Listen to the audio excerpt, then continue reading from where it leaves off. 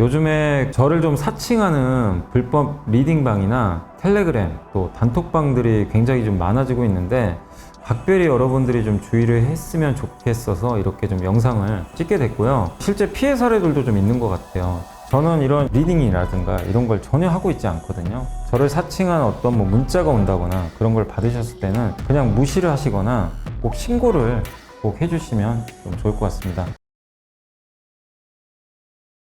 안녕하세요. 이베스트 투자증권의 염승환 이사입니다. 계좌를 신규 개설한 고객님께 요약집 주식 상품권 10달러를 드리는 이벤트를 진행합니다. 영상 하단 더 보기란을 통해 많은 참여 바랍니다.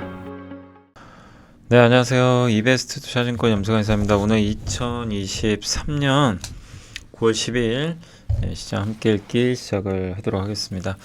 자, 오늘 증시가 좀 부진합니다. 미국과는 좀 따로 놀고 있고요. 특히 이제 미국 오늘 오른 게 아시겠지만 자율주행 도조. 우리가 도조도 공부했죠. 한 두세 달 전부터 도조 얘기 나왔고 7월부터 생산 들어간다. 그것도 언급을 해드렸고. 근데 그거에 대해서 이제 모건 스탠리가 목표 주가를 올려버렸거든요. 그러니까 이제 그래서 이런 것들이 미리미리 공부하는 게 좀 중요한 것 같아요. 네, 도저를 또 미리 아셨다면 오늘 자율주행이 이제 급등해버렸죠. 그래서 어쨌든 지금 워낙 박스권장이다 보니까 그냥 종목들이요 뭔가 이슈가 있는 거는 더 가고 없으면 안 가고 그런 좀 장세입니다. 그래서 계속 좀 트렌드, 지금이 시장이 원하는 게 어떤 트렌드고 또 앞으로 세상이 바뀔 게 뭔지 이거를 계속 고민해야 될 것 같아요. 투자 성과는 이제 큰 성과는 그게 결정하는 것 같습니다. 지금 최근에 로봇, 비만 치료제, 여기서 이제 자율주행 이렇게 계속 좀 순환매가 들고 있고 기존의 왕자를 차지했던 2차 전지는 이제 몰락하고 있고 지금 현재 상황은 좀 그런 것 같아요. 자, 오늘 일단 이제 시장은 조금 있다가 끝나면 오늘은 이제 끝나고 한번 말씀해드리고 이제 오늘도 좀 공부할 게 많습니다. 그래서 공부 꾸준히 해서 여러분 걸로 계속 만들어 가세요. 그럼 분명히 제가 이건 장담할 수 있는 게 공부하시면 정말 실력은 늘어요. 보는 눈은 진짜 달라집니다. 그건 진짜 확실해요. 그래서 공부하는 거죠, 우리가. 친환경 분야로의 이제 정책 지원 지속, 요건 이제 정부 정책 얘기고 하인한 연구원님이시고요. 그 다음에 이제 2차 전지, 지금보다는 이제 연말 반등. 그러니까 저도 10월까지는 저도 계속 말씀드리는 게 어려워요, 아직은. 펀더멘탈이 지금 갖춰지지 않아서 좀 시간이 필요한데, 다만 이제 이번 조정은 기회가 충분히 또 될 수 있다. 저는 2차 전지 끝났다고 생각은 안 합니다. 왜냐면 반도체랑 똑같아요. 무궁무진해요, 이 산업의 크기가. 그리고 아직 전기차 제대로 시작도 안 했는데, 근데 너무 이제 주가 오르다 보니까 그런 거고, 여기서 얼마나 또 다음을 잘 준비하느냐가 좀 관건인 것 같은데 급할 거는 전혀 없습니다. 그 다음에 이제 8월 대만기업 실적, 엠플러스, 넥스틴, 삼성중공업, KT, 효성첨단소재, 대원광업, 이그전에 이제 유가 얘기고요. 그다음 반도체 관련돼서 신호와 소음, 저건 이제 시황 얘기고, 그 다음에 올해 정말 이용찬 연구원님이 시황 정말 제일 잘 보신 것 같아요. 그냥 제가 봤을 때는 그냥 다 맞추신 것 같아요. 제 개인적인 생각은 그래요. 올해 연초에도 이분 제가 보고서를 한번 보여드렸죠. 그때 기억나시겠지만 연초에 괜찮을 것 같다. 그때 시장 막 안 좋다는 얘기들이 많았는데 결국 잘 맞추셨고, 미국 중심. 그때 이제 미국 IRA 법안, 미국 투자 중심 그런 걸 아이디어를 잘 제시해 주셨는데 실제 성과도 되게 좋았던 것 같아요. 근데 거기에 대한 이제 연말까지 좀 시황관이니까 좀 많이 바뀌었습니다. 그걸 말씀드리고, 저희 당사에서 요즘에 서치라이트라는 보고서 계속 나오죠. 그래서 이번엔 넥스트 칩이라는 보고서인데 지난번에 제이오 한번 공부했죠. 그래서 이번엔 넥스트 칩 나왔으니까 또 이런 걸로 공부하는 거예요. 저도 사실 넥스트 칩 잘 모릅니다. 저도 이게 아직은 이 기업은 제가 제대로 공부를 안 해봐가지고, 근데 한번 같이 해보세요. 그래서 오늘 아까 보니까 퓨런티어가 상한가 같던데 그게 계속 이어질지 모르겠는데요. 우리도 퓨런티어 잘 몰랐다가 공부했죠. 작년부터 공부한 기억나시죠? 예, 저희 당사에서도 보고서가 나왔고 공부하면 보입니다, 진짜. 이건 분명히 보이니까 넥스트 칩도 공부 한번 해보세요. 예, 뭐 나중에 제가 또 함께 배우기 위해서 뭐 자율주행은 또 한번 또 따로 다루겠지만 공부를 해보시면 좋을 것 같습니다. 자, 일단 이제 요 정도 오늘 좀 순서 말씀드렸고 좀 본격적으로 방송을 좀 시작을 해볼게요. 일단은 친환경 분야로의 정책 지원이 지속될 것 같다. 요거 이제 무슨 내용이냐면 지금 2차 전지가 조금 이제 주가가 흔들리면서 그 외의 분야로 좀 이제 확산이 되고 있는데 뭐 정부 정책도 일단 이제 2차 전지 외에 그 분야를 좀 봐야 된다. 이런 내용이고요.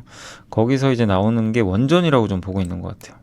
근데 원전주는 종목 선택하기가 너무 어려워가지고 가장 대표적인 게 한전기술, 한전 KPS, 두산 에너빌리티 이런 이제 기업들인데 참 이게 투자하기 쉽진 않더라고요. 그죠? 여러분들이 아마 아시겠지만 워낙 이렇게 변동이 크니까 그리고 이게 숫자로 가는 기업들이 별로 아니다 보니까 참 어려워요. 예. 철저하게 이게 모멘텀, 예, 수주 이런 정부 뉴스 그래서 되게 대응하기 어려운데 한 가지 확실한 건 원전 모멘텀은 좋아요. 예, 왜냐하면 지금 정권이 바뀌면서 문재인 정부 때는 원전을 버렸죠, 사실. 윤석열 정부는 정반대입니다. 그러면 이제 어쨌든 윤석열 대통령 재임 기간에는 원전은 계속 움직일 수밖에 없어요. 예, 그래서 안 좋을 때 투자하면 괜찮은 업종이죠. 그러니까 남들이 관심 안 갖고 버려지고 있을 때 투자를 해놓으면 어느새 또 모멘텀 나와서 한번 급등할 거거든요. 이제 그런 게 가능한 업종이죠. 근데 주의하실 건 좋을 때 따라가시면 안 돼요. 물립니다. 그걸 좀 염두에 두시고 9월 11일 날 원전 중소 중견기업 수출 첫걸음 프로그램도 발표했고 27년까지 공기업 수주에 의존하지 않는 원전 설비 수출기업 100개사를 육성하겠다. 뭐 이런 것만 봐도 원전에 대한 이제 의지를 알 수가 있는 거죠. 네. 그래서 예산도 이렇게 편성이 돼 있고요. 그리고 요거 말고 또 정책과 무관하게 성과가 확인되고 있는 게 HVDC. 이게 초고압 직류 송전입니다. 뭐냐면 뭐 이렇게 발전소를 운영해 가지고 전력을 생산할 때 교류로 생산을 하거든요. 교류. 근데 이제 우리 가정에선 다 교류 쓰잖아요. 근데 송전할 때는 직류로 반드시 바꿔야 돼요. 왜냐하면 교류로 송전을 하면 저 케이블 통해 가지고 송전하잖아요. 전력이 다 손실됩니다. 그래서 쓸 수가 없어요. 그래서 반드시 저걸로 직류로 바꿔줘야 됩니다. 저걸 HVDC라 그래요. 직류로 바꿔서 송전. 그 다음에 이제 변전소에서 교류로 바꿔서 집으로 쏴주는 거죠. 요거예요. 요게 이제 근데 초전도체라는 건 그런 게 필요가 없는 거죠. 그냥 쏴버리면 되니까. 근데 지금의 전류는 그렇게 할 수가 없는 거고요. 그래서 그런 것들을 하려면 케이블이 필요한데 바로 이제 LS전선 같은 기업들이 수혜 받는다. 그래서 네덜란드에서 이미 올해 5월에 2조 원대 수주를 따냈고 대한전선은 525kV 전압형 이 육상 케이블 시스템을 개발 완료했고 수주한 게 아니고요. 일단 여기 인증받았다라고 보시면 되겠습니다. 아무튼 HVDC는 해상풍력에도 들어가니까 장기 수혜는 예상되지 않냐. 그러니까 장기적으로 저는 그래서 LS 같은 경우도 계속 좀 긍정적으로 봤던 게 2차 전지보다는 저는 이쪽으로 봤거든요. 리사이클링하고 여기 케이블 해상풍력 요게 좀 더 메인 아니었나 이렇게 좀 보고 있는데 요새는 주가가 2차 전지 따라서 부진하더라고요.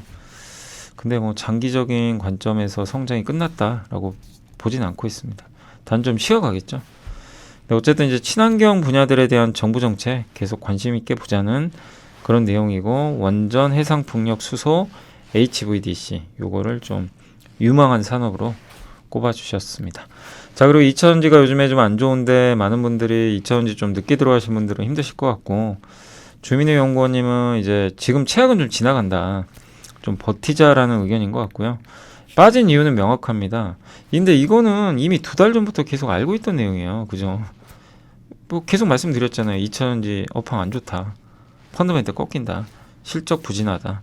뭐 이미 어느 정도 알려졌던 내용입니다. 왜냐하면 7월에 그 LG엔솔 실적 발표하면서부터 알려졌던 거죠. 생각보다 실적이 부진했고 계속 보고서들이 나왔고 펀더멘털은 악화되고 3분기까지 이어진다. 근데 주가는 계속 달려갔어요.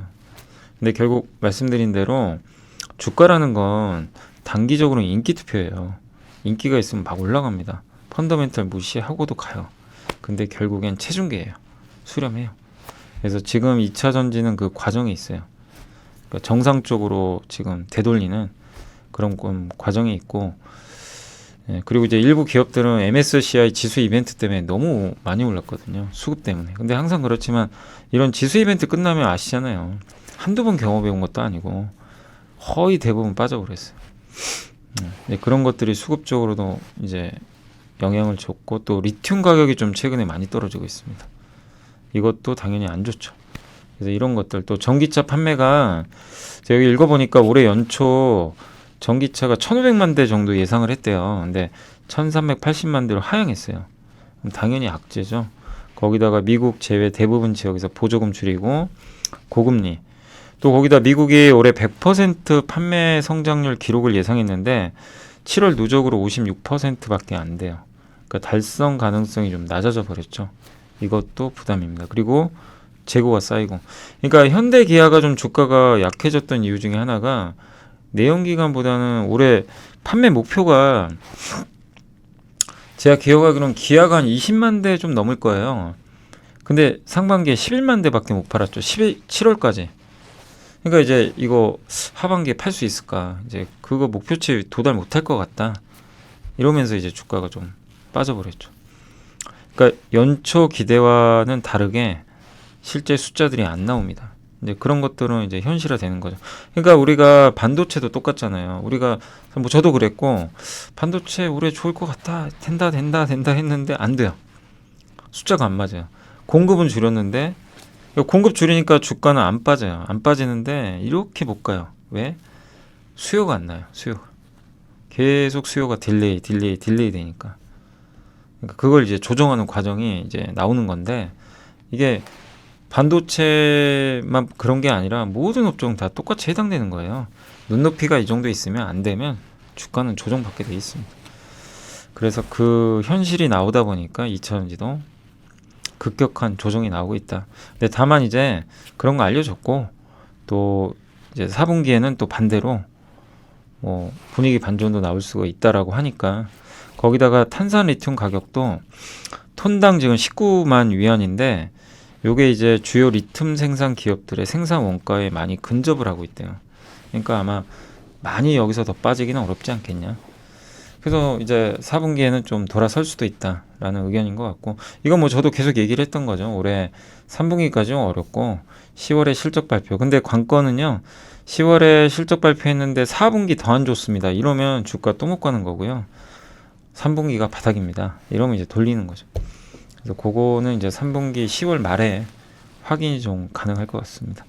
그리고 또 한 가지, 전 이게 좀 컸다고 저도 봐요. 그러니까 미국이 좀 명확하게 우려 집단이 뭔지를 얘기를 해줬으면 좋겠어요. 그러니까 중국이면 중국, 뭐 아니면 아니고 얘기를 안 합니다. 그러니까 저 우려 집단이 누구냐 이거예요. 러시아는 확실할 것 같은데 중국이 들어가는 건지 아닌 건지, 우리는 들어간다고 보죠. 그래서 주가 올랐잖아요. 근데 미국이 지금 이 얘기를 안 합니다. 그래서 연내에 발표를 하겠죠. 저걸 명확하게 내려줘야 돼요. 중국 업체가 다 해당되는 건지, 중국과 중국 외의 기업이 이 조인트 벤처 합작사를 만들어서 하는 거는 해당이 없는 건지. 왜냐하면 지금 포드가 CATL하고 지금 합작한다고 누구나 알고 있죠. 그래서 공장 짓겠다라고 발표를 했고, 그 다음에 얼마 전에 고션이란, 어제 말씀드렸잖아요. 고션이란 중국, 실제 폭스바겐이 지분 갖고 있죠. 중국에서 하는데 최대 주주는 폭스바겐. 여기 배터리 공장 짓는 거 승인 받았대요. 예, 공식적으로 또 받았다고 하니까. 그럼 이거는 뭐 중국을 허용하는 거잖아요. 실제로 보면. 아니, 누가, 우리가 상식적으로 생각해도 최대 주주가 물론 폭스바겐이지만 고션은 중국 기업이지, 그걸 우리가 어떻게 생각하겠어요. 근데 그걸 열어줬다는 건 중국 기업들이 지금 맘만 먹으면 갈 수 있다는 얘기잖아요. 우리나라의 약점이 LFP 들고. 그럼 이거 좋은 거 아니죠. 당연히. 근데 여기에 대해서 미국이 좀 확실하게 좀 가름말을 탔으면, 기면 기고 아니면 아니다. 이래야 되는데 그게 아니에요. 그러니까 뭐 알 수가 없어요. 된다는 얘기인지 아닌지. 근데 지금 분위기상으로는 조인트 벤처 이거 되는 거 아니야? 그러니까 이제 주가 빠지는 거죠. 근데 그런 것들을 해소시켜줘야 주가가 또 올라오겠죠. 그래서 지금 굉장히 2차전지가 좀 혼란스러운 상황입니다. 그리고 어쨌든 이제 뭐 LFP냐 NCM이냐 되냐 마냐 이런 논란 아무 의미 없어요. LFP는 일단 지금 현재로서는 중국 중심으로는 되고 있어요. 그래서 그걸 인정을 해야 되고 우리 한국 기업들도 LFP 이미 진출 선언했기 때문에 LFP는 해야 됩니다. 그리고 그게 지금 대세가 되고 있어요. 그래서 NCM하고 저는 둘 다 같이 좋은 쪽으로 봐요. NCM도 좋고 그러니까 이 둘 중에 뭐가 되냐 이건 논쟁은 의미가 없고 왜냐하면 저가형 제품은 LFP로 갈 거고 NCM도 NCM대로 갑니다. 근데 제가 이제 예전에 말씀드린 대로 하이니켈 있잖아요. 하이니켈은 좋은 점이 니켈을 많이 쓰면요 단가가 낮아져요. 왜냐하면 하이니켈은 비싼 코발트를 적게 쓰거든요. 예. 그래서 저는 하이니켈로 성능이 개선되고 안정성만 잡아주면 LFP 못지않게 가격 경쟁력 생길 거라고 저는 개인적으로 보거든요. 예. 그래서 뭐 LFP 되면 하이니켈 안 되고 예. 이건 아니라고 봐요. 그래서 하이니켈 잘하는 양극재 회사들 충분히 경쟁력이 있고 시장이 좀 다른 거죠. 근데 어쨌든 전 둘 다 공존한다 이렇게 좀 보고 있어요. 예. 근데 지금 시장은 이 우리나라 배터리를 우려하는 게 기존의 NCM에서 우위를 차지했지만 자꾸 LFP가 들어오니까 좋은 건 아니죠 당연히 독점하다가 이게 들어오기 시작하니까 그런 부분에 대한 이제 우려들을 반영하고 있다. 다만 이제 중장기적으로는 좀 같이 가지 않을까 이렇게 좀 예상을 하고 있습니다. 자 그래서 아무튼 이게 너무 혼란스럽습니다. 혼란스러운 상황인데 또 중국 업체들이 미국에 착공을 해도 26년 돼야 가동 가능하니까 지금 현재로서는 이런 우려들이 반영되지만 너무 극단적으로 부정적으로 볼 필요는 없지 않겠냐라는 그런 내용인 것 같아요. 그래서 이번에도 이제 만약에 4분기부터 좋아진다면 양극재 중심의 랠리를 좀 기대한다라는 그런 내용인 것 같습니다. 연말에 신규 수주, 그러니까 뭐가 나와줘야 될 것 같아요. 아니, 그러니까 이런 거죠. 그 미국에서 중국을 확실히 우려 집단으로 딱 지정을 해주던가 아니면 대규모 수주가 나오던가 그런 게 나오면 이제 분위기가 좀 많이 바뀌지 않을까. 이게 리튬 가격이고요. 리튬 가격이 이렇게 떨어지면 양극재 판가가 떨어져요. 예. 그래서 지금 좋지 않은 상황이고, 예. 그 다음에 요게 이제 연말 신규 수주 예상하는데 여기서 뭔가 큰 또 빅 이벤트가 나와 주기를 한번 기대를 해보도록 하겠습니다. 아무튼 2차 전지가 잘 돼야 됩니다. 반도체 2차 전지는 잘 돼야 돼요. 우리나라를 책임지는 양대 산맥이에요. 지금 시총이 2차 전지도 엄청나게 크기 때문에 이 둘이 잘 돼야 돼요. 그러니까 저는 바이든 대통령이 찍은 4개의 업종이 있잖아요. 뭐죠? 반도체, 배터리, 바이오, 히토류. 히토류는 뭐죠? 광물. 예, 요 4개거든요. 요게 우리나라에서 항상 저는 이제 가장 중요한 산업이다. 저도 이렇게 보고 있고 요즘에 바이오는 좀 좋은 분위기인데 어쨌든 이 4개가 우리나라가 다 걸쳐 있어요. 그래서 다 잘 돼야 된다. 다만 부침은 항상 있습니다. 오르락 내리락. 네, 그래서 제발 강조드리고 싶은 건 좀 쌀 때 사자. 쌀 때 투자하시고 오를 때 좀 지켜만 보시고 흥분해서 막 올라갈 때 막 쫓아가지 마시고 제발 좀 그것만 지키시면 될 것 같아요. 안전하게 해야죠. 주가가 그러니까 지금 상대적으로 반도체는 좀 편해요. 왜냐면 반도체 뭐 별로 오른 게 없잖아요. 한미 같은 거 빼고 후공정 말고 너무 이제 오른 반도체 말고 상대적으로 뭐 반도체 중에서 뭐 삼성도 못 갔고 전공정은 아예 못 갔잖아요. 이제 그런 것 때문에 편하죠. 예. 근데 이제 너무 오른 거는 좀 조심하자. 그리고 2차전지도 똑같아요. 2차전지도 보면 지금 굉장히 많이 빠진 거 많거든요. 그럼 잘 찾아보시면 기회가 많아요. 그런 기업들을 뭐 이제 안 좋으니까 이제 와서 막 비중 줄이자. 이건 또 아닌 것 같고. 근데 그 안에서 옥석 가리기는 여러분이 공부하셔가지고 잘 골라내시면 돼요.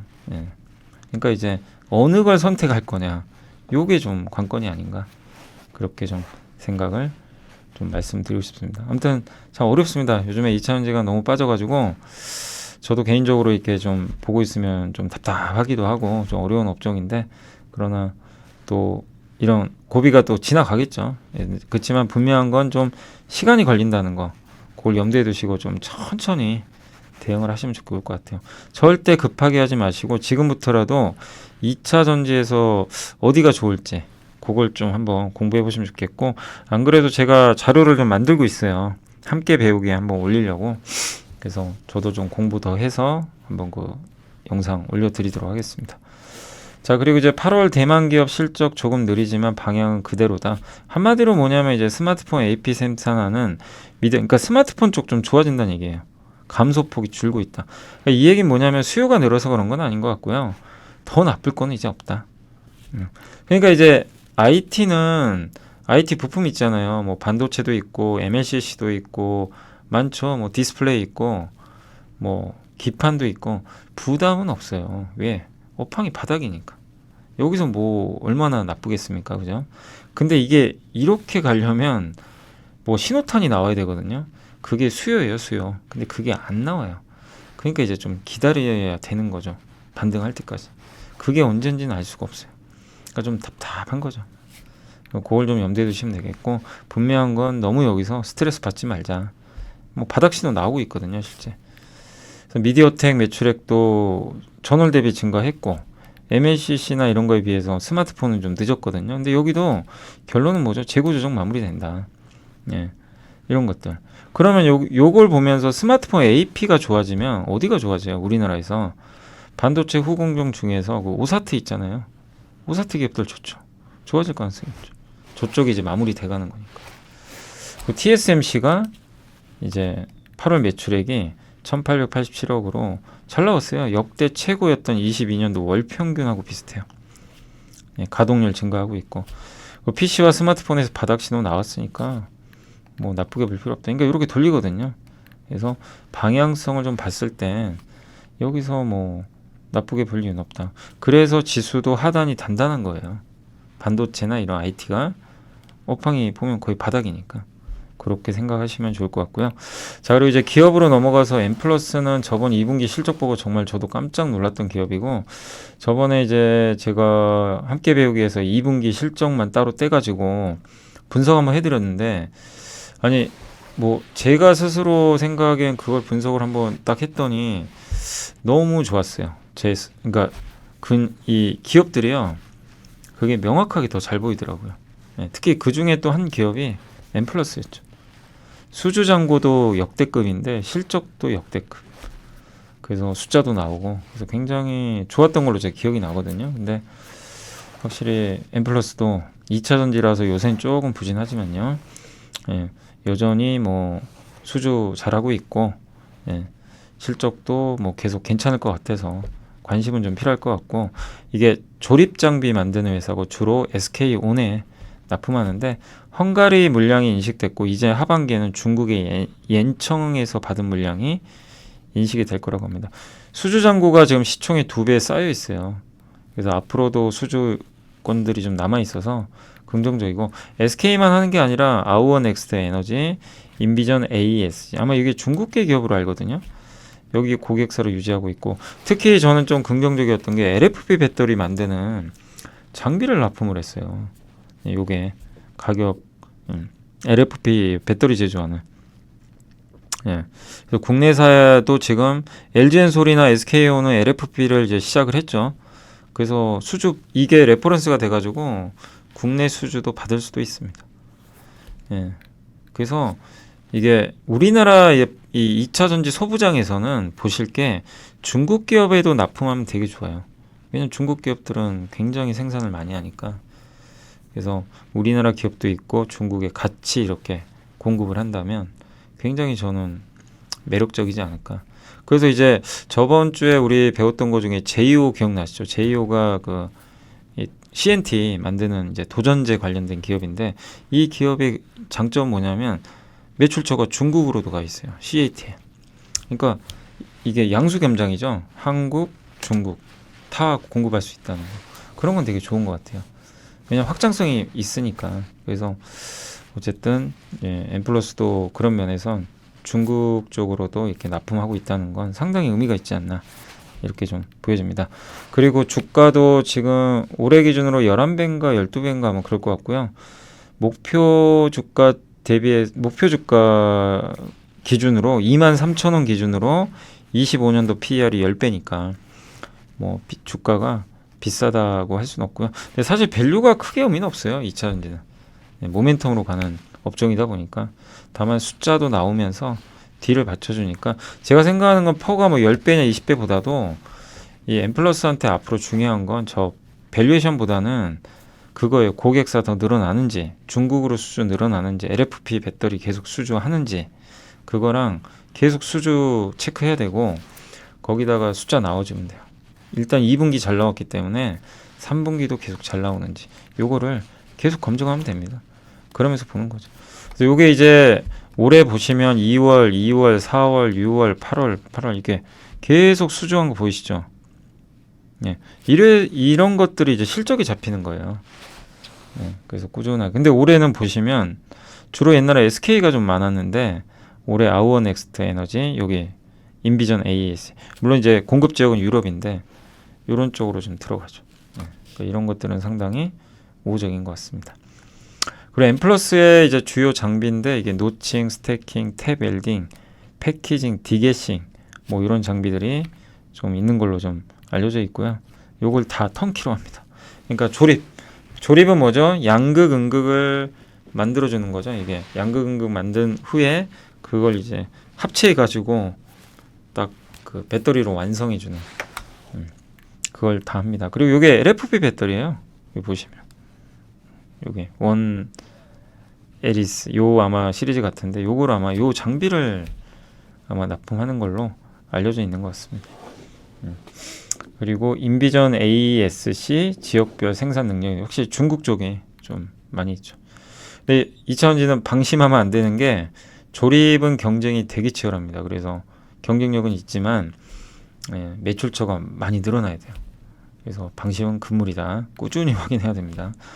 자, 그리고 이제 넥스티는 광민정 연구원님이 11만 원으로 목표 주가를 올렸고요.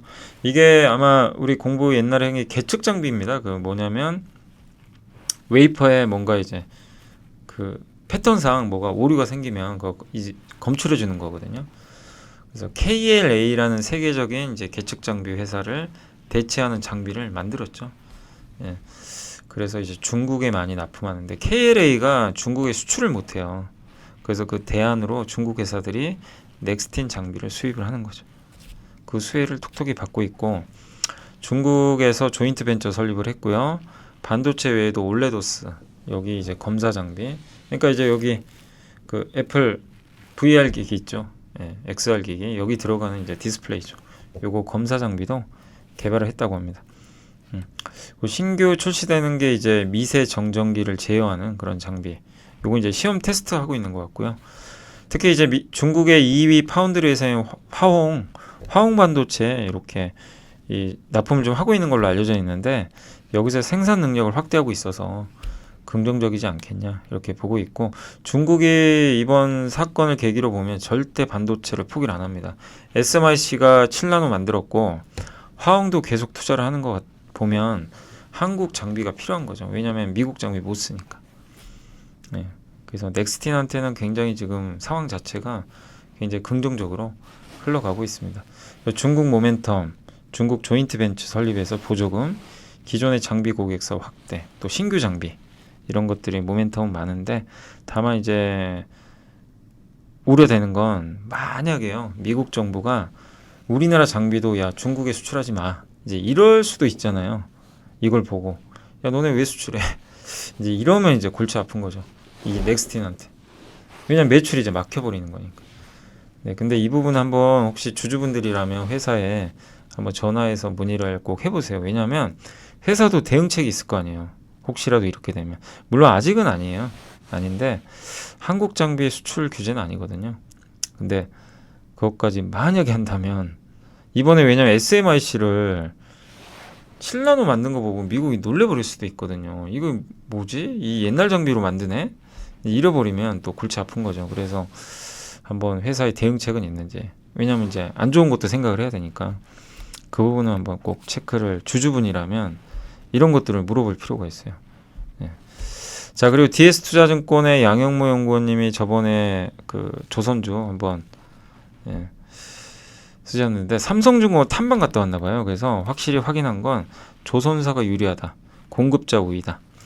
그래서 옛날에 슈퍼사이클 시기와 유사한 것 같다. 이런 내용이고 삼성중공업 10년 동안 구조조정 했거든요. 인력 충원하고 있고 특히 FLNG 요게 이제 그 LNG를 기화해주는 설비거든요. 예, 기화한 다음에 배에 실어서 운송을 해야 됩니다. 아 기화가 아니고 그 천연가스를 액화시켜야 돼요. 액화. 그죠? 예. 액화시켜서 LNG로 만들어 준 다음에 이동을 하는 거니까 액화 장비라 설비라고 보시면 되겠고 요거 설계하는 인력만 200명을 충원을 하고 있다고 합니다. 수주풀이 넘치고 있고 연간 60에서 70척이 아마 LNG선이 발주될 것 같아요.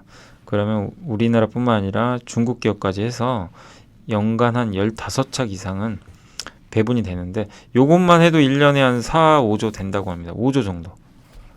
그래서 매년 2기에 FLNG 수주가 가능한데 이것만 해도 연간 또 한 5조.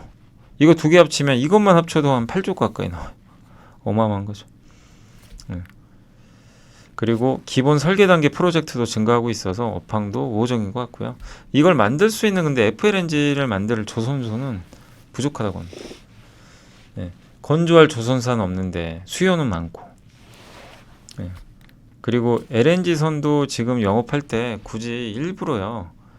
그 저기 선사한테 가가지고 야 우리가 잘 만들어 줄 테니까 우리한테 보내 이럴 이유가 없다는 거예요. 왜냐하면 성과가 계속 매주 올라가요. 이번 주에 또 올라갔어요. 32주 연속. 다음 주에 또 올라갈 수도 있는 거고. 근데 지금 분위기는 어떤 분위기냐면 나중에 수주할수록 유리해요. 왜? 성과를 높게 받을 수 있죠. 계속 올라가니까. 참 이게 아이러니한 건데. 근데 영원히 오르진 않을 것 같긴 한데요. 지금 분위기는 좀 그렇다. 이렇게 보시면 되겠고.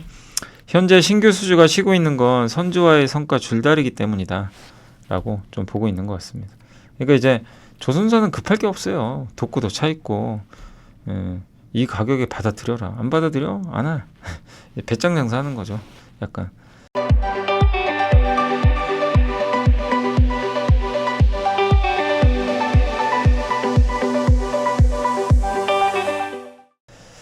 그 정도로 지금 괜찮다는 분위기죠. 그리고 LNG선 컨테이너선 수준의 선제적 마진이 확보되지 않으면 뭐 수주할 이유도 없고 중국 조선사마저도 수주 잔고가 3년을 넘어서고 있다고 합니다. 그래서 현재 예상하고 있는 수준보다 마진이 우수하지 않나 이렇게 보고 있고 원래 LNG선 마진이 7에서 8% 예상을 했는데 이건 더 많이 높지 않겠냐 이렇게 보고 있는 것 같습니다. 외국 기관들도 탐방을 많이 가나 봐요. 근데 홍콩이 싱가포르 외국인들이 지금 가장 많이 질문하는 게 드릴십 견적 요청 많이 들어오냐. 드릴십은 해양 플랜트거든요. 근데 아직은 없대요. 크게. 없는 것 같은데 근데 아마 용선료가 오르면 당연히 시추 설비하는 것도 발주가 늘지 않겠냐. 이렇게 보고 있고 다이아몬드 오프쇼어라는 회사가 해양에서 시추하는 설비 시장이 이제 업사이클 진입했다. 터닝하고 있다. 그러면 해양 플랜트 발주가 나오겠죠. 어느 정도. 그래서 지난해부터 해양 프로젝트 개발이 꿈틀대고 있고 아직 개발되지 않은 자원의 70%가 유가 70달러에서도 수익성이 난다. 브렌트유 기준. 브렌트유가 90달러거든요. 그러니까 충분히 지금 정도 유가면 채산성은 있다는 얘기죠. 그래서 원유 수요가 증가하고 셰일 생산성은 좀 감소하면서 이 바다에서 이 심해 유전 개발이 좀 많이 진행되지 않겠냐. 이거는 조선사한테 유리합니다. 바다에서 하면. 그러니까 유전을 바다에서 개발하면 배로 하거든요. 그리고 내후년부터는 이제 최종 투자 결정도 이루어질 것 같다. 이렇게 보고 있고 공사 손실 충당금 이제 건조 과정에서 충당금을 쌓는 거죠. 이게 내후년엔 0%래요. 그러니까 비용 부담이 없어지는 거죠. 미래의 동사가 만들어낼 수 있는 이익은 일단 연평균 한 100억 달러면 10조 수주하는 거거든요. 신규 수주 한 10조 정도 될 것 같은데 올해 FLNG 수주를 안 해도 실망할 필요는 없다. 내년에 하면 되고 그 다음에 공간도 한정돼 있어서 조선소화보다는 선주가 급하다. 예. 그래서 내년에도 수주 확보돼 있다고 기대하는 게 LNG선 15에서 20척, FLNG 최소 2기. 이것만 해도 거의 얼마입니까? 한 7, 8조 나오죠. 8조 가까이. 근데 여기에 탱커, 컨테이너선 수주하면 10조 넘은 거죠. 연평균 100억 달러 수주하면 향후 연매출 12조, 마진은 10% 하면 1200억. 아니 1조 원이 넘죠. 영업이익이 굉장히 높은 거죠. 네, 과연 가능할진 모르겠지만 이 영업이익률이 10%면 대단한 거죠. 예. 그래서 조선주들도 여전히 우호적이다. 중국의 이 생산자 물가지수가 이렇게 파란색 선이 바닥에서 터닝할 때 조선주들이 좀 좋았대요. 그걸 나타내는 것 같습니다. 해체도 많이 했고 그럼 이제 최고해죠. 이 부분도 조선주엔 우호적이다. 이렇게 좀 보고 있는 것 같습니다. 그래서 조선주 전체적으로 긍정적으로 봐야 되는 거 아니냐 하는 그런 내용인 것 같습니다. 그래서 일일비 하지 말고 조정을 좀 기회로 활용하자는 그런 내용입니다. 그래서 그렇지만 이제 긴 사이클은 기대되지만 중간중간 변동성 나오니까 여러분들이 그 점은 꼭 좀 주의를 하실 필요는 있습니다. 자, 그리고 이제 대신증권의 김혜재 연구원님이 목표 주가 어제 KT가 안 좋았는데 시장에서는 이제 한 증권사 뭐 약간 이제 의견이 어제 좀 하향됐다 뭐 그런 얘기도 일부 나오는데 뭐 무조건 그것 때문이라 볼 수는 없겠지만 어쨌든 어제 주가가 좀 빠졌고 반면에 오늘도 좀 주가가 그렇게 뭐 썩 좋은 편은 아닌 것 같아요. 근데 일단 목표 주가 대신에서는 긍정적인 의견이에요. 뭐냐면 시장 기대를 크게 상회했고 2분기 우리 실적 봤죠. 예. 그리고 알프라고 가입자당 평균 수익입니다. 이게 계속 올라가요. 다른 통신사보다 좀 좋은 쪽으로. 그리고 IPTV 인터넷도 가입자 기반 1위고 인터넷 데이터 사업도 잘하고 있고 그리고 2002년 민영화 후에 배당 성향 50% 이상 최소 주당 배당금 2,000원 유지하다가 이제 그 정책이 폐지돼 버린 거죠. LTA 막 이렇게 하면서 그래서 명확한 정책이 없다가 2015년부터는 이제 배당금은 늘리고 있다고 합니다. 20년 신임 CEO가 3년 동안 이제 임기가 3년일 때 배당 성향 50% 제시했거든요. 예. 근데 이제 새로운 CEO가 이제 선임됐기 때문에 조만간 발표할 거예요. 그러니까 아마 다음 달에 실적 발표할 때 얘기가 나올 것 같은데 그게 좀 중요하겠죠. 배당 정책을 바꿀지 지금처럼 높은 배당 성향을 유지할지 요거는 지켜봐야 될 것 같습니다.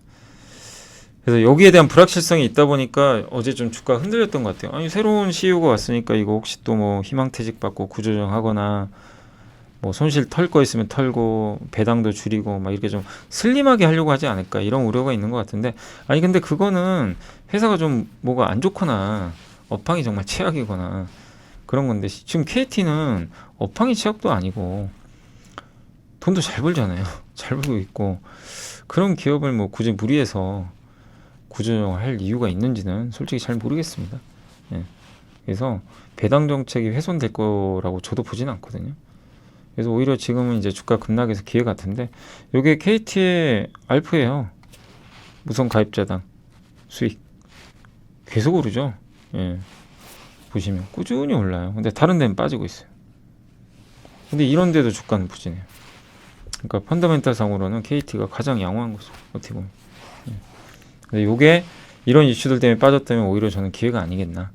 예. 저런 상황에서 구조조정을 한다는 것도 좀 너무 모르겠어요. 저는 KT가 안 좋은 건가요? 제가 모르는 뭐가 있는지 모르겠는데 구조조정 하려면은 회사가 뭔가 문제가 있어야 되잖아요. 큰 뭐 실적이 적자가 난다든가. 예. 근데 그런 건 아닌 것 같아서 조금 의문부호가 들긴 합니다. 아무튼 저 개인적으로는 뭐 연말 배당을 생각하면 기회가 아닌가라고 보고 있고 효성 첨단 소재는 어제 제가 공시를 봤는데 저녁에 봤거든요. 2개 공시가 떴고 일단 목표 주가를 올렸습니다. 하나증권에선 전주 공장 이제 투자 들어가고 베트남까지 같이 들어가요. 그럼 이러면 생산량이 늘어납니다. 예, 물론 이게 이제 실적에 반영되면 시간은 필요하지만 계속 생산을 늘린다는 거는 그만큼 수요가 많다는 얘기예요. 예, 고압 탱크 태양광 쪽에 들어가는데 이러면 연평균 40% 성장률이 나온다고 합니다. 그리고 탄소 섬유가 좋은 게 영업이익률이 굉장히 높아요. 30%. 그러니까 타이어 코드랑 탄소 섬유 하는데 타이어 코드 비중을 줄이고 탄소 섬유가 늘어나면 당연히 실적이 더 좋아져요. 왜? 이익률이 높기 때문에. 그래서 우주, 항공, 방산 등에 들어가는 게 이제 T700급 요건데 요거를 많이 수주 받아야 돼요. 예. 그러니까 효성 첨단 소재의 주력은 저쪽 CNG 연료 탱크 이쪽인데 이거보단 이쪽이 중요합니다. 우주, 항공, 방산. 제일 급이 높은 게 우주, 항공 그리고 풍력에 들어가는 거거든요.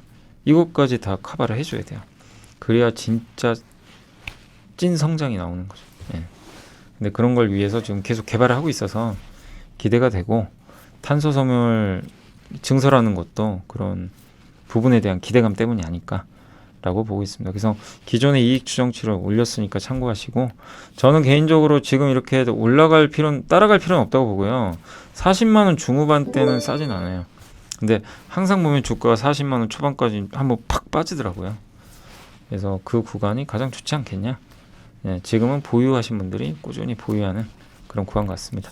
대형강업은 저번에 한번 배웠지만 그 현가 스프링이라고 이렇게 완충 역할을 해주는 거 있죠. 이게 우리가 밑에 진동 차 타고 갈 때 바닥에서 올라온 그걸 좀 진동을 잡아주는 현가 스프링을 테슬라에 납품하는 걸로 알려져 있고요.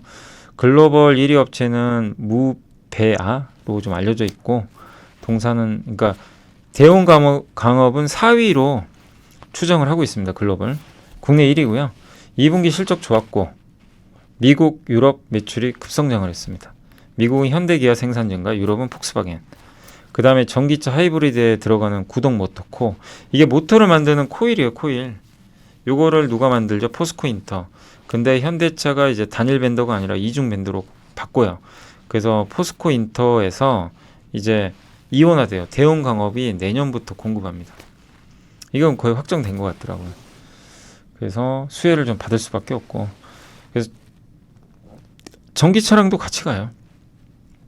그리고 이렇게 이제 미국, 멕시코, 인도 공장 증설하는데 수혜가 예상된다. 현대차 그룹이 전기차 공급망 이중 벤더 정책으로 구동 모터코 사업을 진출했고요. 아이오닉 7, 팰리세이드 SUV 하이브리드. 하이브리드에도 모터 들어가거든요. 그 다음에 이제 EM 플랫폼 기반의 제너시스 전기차. 이게 25년도. 여기를 이제 타겟팅해서 좀 공급을 하는 걸로 좀 알려져 있는 것 같습니다. 예. 그리고 머리카락 굵기의 얇은 전기 강판을 프레스로 이제 원하는 폭과 모양으로 잘라내는 거죠. 그래서 이제 코일로 만드는 건데, 예. 프레스 기술은 있는데 본딩 기술은 없어서 요걸 일본으로부터 로열티 주고 도입을 했나 봐요. 근데 요게 로열티 주는 거 올해 말에 종료되니까 이제 이렇게 되면 연간 1억 원 정도 비용은 축소될 것 같습니다. 전기차 구동 모터 코어 단가가 약 40만 원이고요. 현가 스프링이 15에서 20만 원. 예. 하이브리드 구동 모터 코어는 약 6만 원. 그러니까 전기차가 굉장히 비싸죠. 그렇게 따지면. 포스코 인터내셔널이 독점이었는데 이제 대형강업이 두 번째로 들어섰고, 매출처가 다변화되고 있습니다. 폭스바겐, GM, 테슬라 같은 해외 매출 비중이 33%, 북미에서 현가 스프링, 무베아에서 조달하는데 테슬라가 멕시코 공장에서 텍사스 공장 모델 Y로 대형강업도 납품을 하고 있어요. 2호나 3호나 하는 거죠. 근데 테슬라가 이제 멕시코에도 아마 짓는 걸로 알려져 있거든요. 기가팩토리. 예.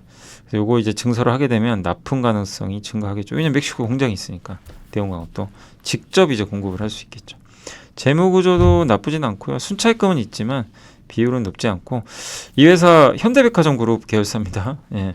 현대 그린푸드가 주주예요. 예. 최대 주주. 그래서 현대백화점 그룹이 지분을 갖고 있다는 게 조금 약간 독특하죠. 예. 그래서 대형강업 주로 만드는 게 요거 현가 스프링하고요. 스테빌라이저바 이런 것들을 주로 만들고, 주요 고객선 다변화. 해외 쪽이 좀 많습니다. 그래서 최근에 주가 많이 빠졌어요. 그래서 오히려 저는 위에 스토리가 장기적으로 맞다면 지금은 좀 기회가 아니겠네요. 저도 개인적으로 그렇게 판단을 하고 있습니다. 자, 이거저는 이제 유가가 좀 강력 반등보다, 저도 비슷해요. 유가가 급등하긴 저는 어렵다고 봅니다. 아람코의 상장 이슈도 있고 좀 의도된 감산이에요. 예, 그렇지만 어쨌든 유가 그렇다고 꺾일 이유도 없어요. 그래서 당분간 고유가는 유지된다. 유가는 보통 경기에 또 후행하니까. 예, 어쨌든 경기 침체 전망은 줄었지만 아직 의심은 많고, 예, 서비스 사이클은 약간 둔화되고 있고, 산유국 생산 증가하고, 사우디 단독 감산 발표를 해서 계속 혼자 감산하기는 부담스럽고, 아람코 잔여 비중 추가 상장, 잔여 비중, 이게 올해 아마 연말로 알려져 있어요. 그런 것들에 따라서 국제유가가 좀 버텨주는데, 예, 다만 이제 이게 급등을 하거나 그러기는 좀 어렵고, 지금 레벨 정도는 유지하지 않을까, 이렇게 또 좀 볼 수 있을 것 같은데, 아무튼 좀 지켜봐야 될 것 같습니다. 저 공급 이슈가 끝나면 또 어떤 변동이 나올지는 좀 두고 봐야 될 것 같고, 그래서 대안은 친환경 업종, 배터리에서 원전 풍력 쪽으로, 실적 장세 제1국면의 산업재는 기계조선 상사인데 올해 뭐 이 중에서는 조선 쪽이 좀 그래도 부담은 없어요. 밸류에이션상. 좀 괜찮지 않겠냐 이렇게 좀 보고 있고요. 예. 그 다음에 유가는 경기 사이클 후반에 좋은데 내년이 그 시기 아니겠냐. 그래서 정유주는 아마 내년 정도 또 좋게 보고 있는 것 같습니다. 아무튼 유가는 조금 불편한 이슈입니다. 올라가는 건 좋은 게 아니죠. 옛날에도 야랑코 상장할 때 감산해가지고 유가 한번 올라간 적이 있었죠. 끝나고 폭락해 버렸어요. 네, 아무튼 이제 감산이 결정되기 전까지는 조금 유가도 단단하게 움직이지 않을까 싶습니다. 그리고 이제 노동길 연구원님은 이제 반도체를 둘러싼 신호와 소음이라고 예, 중국을 좀 보자는 얘기예요. 그러니까 지금 이 무슨 얘기냐면 중국이 좋다는 얘기가 아니라 중국은 바닥이다. 이 업황 자체가 뭐 PMI나 제조업 지수나 이런 것들이 그 다음에 내수 개선 조짐도 좀 보이기 시작했고 그리고 중국이 부담 없는 게 눈높이 자체가 낮아요. 중국을 기대하는 사람이 아예 없어요. 그냥. 그래서 이런 경우는 악재보다 호재에 더 민감합니다. 그래서 이제 좀 편한 거죠. 근데 글로벌 기술주들은 좀 많이 올라서 좀 부담은 되고 그래서 국내 경기 민감주가 좋지 않겠냐라는 그런 내용입니다. 이게 보면 위치가 이렇게 보면 대부분 바닥에 있어요. 근데 중국이 구조적 성장이 어려운 게요. 이 재고가 이렇게 많습니다. 이 재고를 떨어야 돼요. 저게 몇 년 걸리겠죠. 그래서 옛날 같은 구조적으로 막 고성장하고 이건 쉽지 않고 다만 지금 증가율 보니까 엄청나게 떨어져 있어요. 이런 경우는 이제 재고가 단기적으로는 바닥에 왔다라는 신호로 해석을 일부 해도 되지 않을까라고 일단 말씀을 드리겠습니다. 자, 그리고 이제 여기 반도체까지는 했죠. 그러니까 중국에 대해서는 뭐 아무도 기대를 안 해요. 그러니까 이제 부담은 없다는 얘기죠. 그러니까 여기서 근데 호재가 나와야 돼요. 수요 개선. 이게 보여야 이제 중국주들이 한번 달리고 우리나라 코스피도 좋아질 수가 있는데 아직은 잘 안 보이는 거죠. 명확하게. 그러니까 조금 시간은 걸린다. 다만 나쁠 게 없다. 네. 근데 이제 중국은 재고가 이렇게 많으니까 구조적으로 좋아지긴 진짜 시간이 많이 걸려요. 옛날과 같은 고성장 하려면 그거는 어쩔 수가 없습니다. 저 많은 재고를 축소를 해야 되니까. 그러니까 시간은 좀 필요하다. 다만 여기서 이 재고 증가율이 바닥 찍었기 때문에 뭐 여기서 더 나빠지진 않을 걸로 일단 보고 있는 것 같습니다. 자, 하이투자의 이웅찬 신희철 연구원님이 이제 오늘 보고서인데 사실 올해 되게 잘 맞추셨고요. 올해 연초도 그렇고 또 8월 증시 원인 이게 사실 8월 증시가 조정받은 건 요거 때문이죠. 뭐 금리 상승, 중국 부동산, 미국 기술주가 너무 오른 거. 근데 또 8월 말에 분위기가 또 바뀌었고 9월 들어서 다시 또 강달러 고금리 고유가. 근데 또 분위기 또 바뀌었어요. 3고 완화. 그러니까 달러 금리 유가 오르면 증시에 안 좋아요. 근데 이게 또 최근에 좀 진정, 또 반등 시도. 근데 증시의 근본적인 하락 원인은 개별적인 악재라기보다는요, 채권 대비해서 금리가 높으니까 그 주식의 매력이 좀 높지 않다는 거죠. 예. 그러니까 채권 대비, 그러니까 단기 금리 대비해서 지금 단기 금리가 미국 5%인데 주식 매력이 그렇게 높을 수가 없는 거죠. 금리가 너무 높다 보니까. 그리고 골디락스 실적은, 그러니까 뭐 좋았던 실적은 이미 지나왔고 지금 그래서 추세 상승보다는 계속 박스권. 그러니까 저도 당분간은 박스권으로 봐요. 오르자니 뭐가 위에가 막혀 있고 밑으로는 크게 안 빠질 것 같아요. 뭐가 단단하고. 그러니 뭐 매일매일 그냥 종목들이 막 여기 갔다 저기 갔다. 예, 하루는 이쪽 급등, 오늘은 뭐 자율주행 급등하고 어제는 뭐 로봇 급등하고 막 이런 거죠. 예. 그래서 경기 논란 속에 분명한 건 미국 고용은 둔화되고 있고, 근데 이건 우리 지금 저도 몇 번 지금 알려드렸죠. 고용 둔화된다, 둔화되기 시작했다 말씀을 드렸고, 3월에 시장이 환호했던 거 이제 SVB 때문에, 파산 때문에, 실리콘밸리뱅크 때문에 긴축이 이제 드디어 끝난다 이 기대감이 있었는데 긴축가 안 끝났죠. 예. 근데 어쨌든 지금은 3월과 다르고 미국이 긴축 계속하고 있고요. 금리 인상 기대는 이미 또 낮아진 그런 좀 상황이고, 근데 금리 인상 기대는 아니죠. 금리 인상을 기대한다는 건 좀 아닌 것 같고, 예. 어쨌든 이제 금리 동결을 해야 증시에는 좀 부담은 없는 것 같은데, 뭐 어쨌든 시장은 지금 3월과는 좀 다르다. 예. 고금리가 지금 쉽게 둔화되고 있지는 않잖아요. 예. 그래서 지금 현재 증시는 굉장히 좀 답답한 그런 상황인데 AI와 기술주의 강세가 미국 경제는 또 역효과를 내고 있다고 합니다. AI는 뭐가 너무 이제 그러니까 쏠렸다는 얘기예요. 다른 쪽으로 돈이 못 가고 엔비디아 같은 거요. 테슬라 너무 이쪽 한쪽으로 쏠린 거죠. 예. 근데 이러다 보니까 주가 지수는 오르고 주가 지수 오르니까 연준이 긴축 정책을 포기하지 못하고 있고 뭐 이런 것들이 좀 부담 아니겠냐 이렇게 보고 있는 것 같고요. 또 미국의 초과 저축은 거의 소진되고 있고 고금리 영향도 지금 나타나고 있죠. 그러니까 침체는 아닌데 하반기 미국 경기 방향은 둔화되는 쪽으로 좀 봐야 되는 거 아니냐 이렇게 보고 있고 저도 여기엔 동의를 해요. 뭐 여기 이 내용 모두에 제가 동의한다는 게 아니라 저 개인적으로는 이제 계속 저도 초과 저축 소진되고 학자금 대출 10월부터 갚아야 되고 이런 것들이 미국의 소비를 둔화시키는 쪽으로 저도 간다고는 보고 있습니다. 그래서 4분기나 내년 초에 미국 경기 하강은 대비를 해야 돼요. 근데 그게 저는 그래서 굉장히 좋은 기회가 올 거다라고 좀 보는 이유가 그렇게 되면 이제 경기 둔화 우려로 증시가 한번 흔들리거든요, 또. 예. 그러면 어떻게 돼요? 금리 인하위가 또 나와요. 처음엔 불편할 겁니다. 근데 금리가 낮아져야 강세장이 또 와요. 예. 올해 3월에 아시잖아요. SVB 터지고 유동성 보강되니까 그냥 랠리가 나와버렸죠. 그만큼 유동성이 중요하거든요. 그래서 4분기에 한 번에 그러니까 4분기인지는 내년 초인지는 몰라요. 그건 그때 가봐야 됩니다. 예. 그럼 그때 또 한 번은 더 체크를 해야 되니까 정확한 시기까지 알 수는 없어요. 근데 분명히 한 번은 온다. 근데 그럴 때 놀리지 마시라는 얘기예요. 그런 이유 때문에 시장이 흔들리면 조금 짜증은 날 수 있어도 기회라는 거죠. 그리고 이제 시장이 또 단단한 이유는 최근에 근데 위도 막혀 있지만 뭐 여기도 나와 있죠. 지표 개선되고 제조업 반등 기대감. 우리나라 수출도 괜찮았고. 예. 근데 아직은 수요가 좀 애매한 거죠. 선진국 재화 소비, 유럽의 소비 이런 것들이 아직 개선되기 쉽지 않고. 예. 그래서 지금은 재고가 많이 줄어들었기 때문에 재고 쌓는 정도가 아니겠냐. 이렇게 약간은 조금 그 효과를 평가절하하고 있는 것 같습니다. 예.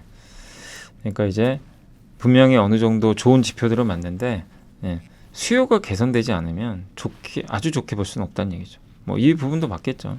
예. 그래서 참 애매한 것 같아요 지금. 예. 이런 경제 지표 해석한다는 게 굉장히 좀 어려운 것 같습니다.